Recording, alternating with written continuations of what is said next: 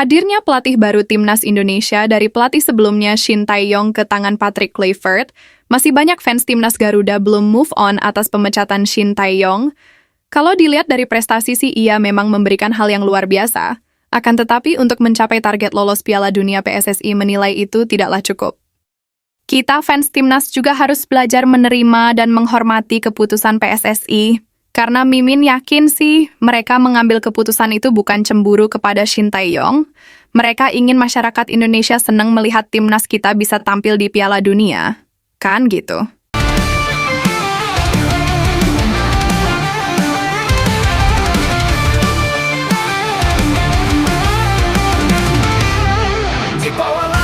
Tapi asumsi para fans bermacam-macam tentang keputusan PSSI memberhentikan Shin Tae-yong. Para fans juga harus bersikap dewasa, jangan langsung menghujat dan menghina PSSI.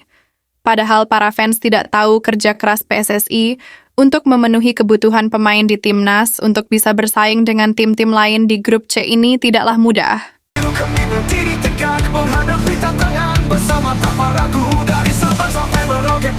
Kita tidak tahu bahwa kerja keras mereka itu ingin mencapai target dan menyenangkan semua rakyat Indonesia, bangga terhadap timnas.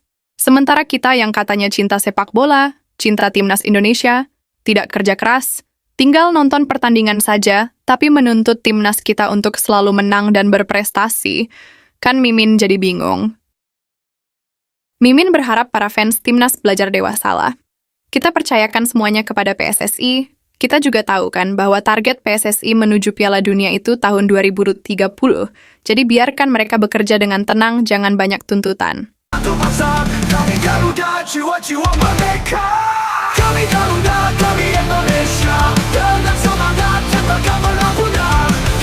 Kalaupun sekarang berusaha untuk mewujudkan lolos Piala Dunia, itu karena memang ada momentum dan peluang masih terbuka.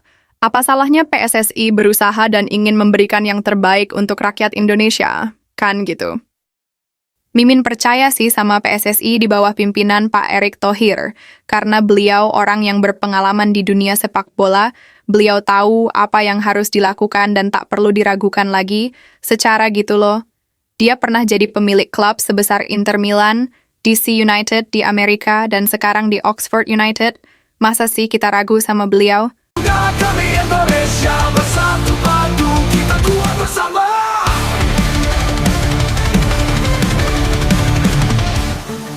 Yuk kita dukung timnas kita, biarkan jajaran pelatih Patrick Kluivert bekerja.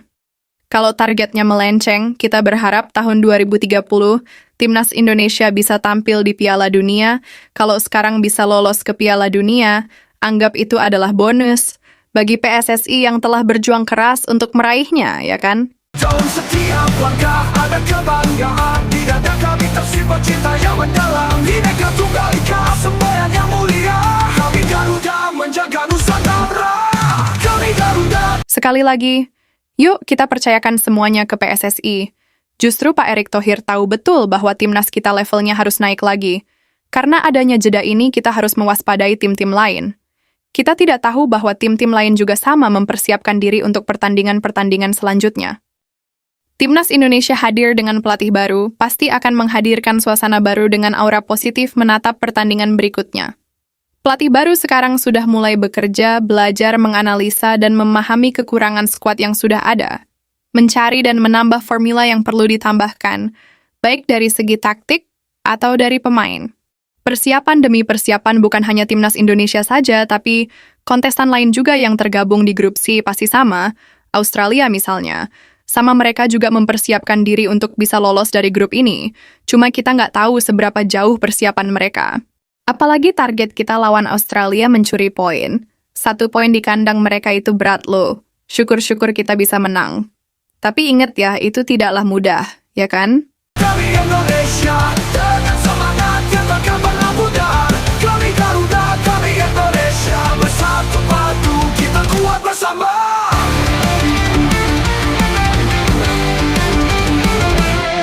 Kita lihat Bahrain. Kita yang menganggap Bahrain bisa dikalahkan ternyata hanya mampu bermain imbang 2-2. Begitu juga sekarang. Kita main di kandang sendiri harus waspada loh. Jangan menganggap enteng lawan. Belum tentu kita bisa menang. Dalam sepak bola itu bisa terjadi. Ya kan? Bahrain yang kemarin tampil di Piala Teluk sudah memberikan sinyal bahaya, mereka mampu menjadi juara. Ini kejuaraan kontestannya negara-negara Timur Tengah. Kalau di ASEAN mah ya sekelas Piala AFF. Mereka mengalahkan Qatar juara Asia 2023 dan mengalahkan Arab Saudi juga yang bakal jadi lawan mereka di kualifikasi Piala Dunia. Mereka menatap pertandingan di kualifikasi Piala Dunia dengan modal yang bagus saat bertandang ke Indonesia nanti. Setetes keringat perjuangan tanpa henti untuk tanah air tercinta kami berbakti. Dengan jiwa dan raga kami persembahkan untuk Indonesia kebanggaan yang abadi. Jangan lupakan juga China. Mereka juga pasti mempersiapkan diri untuk pertandingan selanjutnya. Ada kabar bahwa persiapan timnas China lebih menambah kekuatan di pemainnya. Mereka memperkuat timnya dengan cara menaturalisasi pemain yang menurut mereka bagus dan mumpuni. Hal yang sama juga buat timnas Indonesia. Jangan menganggap remeh lawan karena kesalahan sedikit saja bisa gagal. Seperti saat kita bertandang ke Cina, para fans timnas yakin bisa mengalahkan Cina, tapi hasilnya justru gagal total. Disitulah pentingnya kewaspadaan dan tetap fokus. Karena hal di luar dugaan bisa saja terjadi.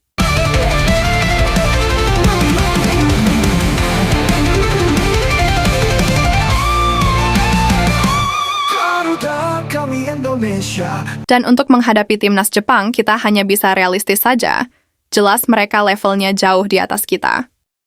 Tetaplah semangat dan dukung penuh timnas kita. Terbanglah tinggi Garudaku.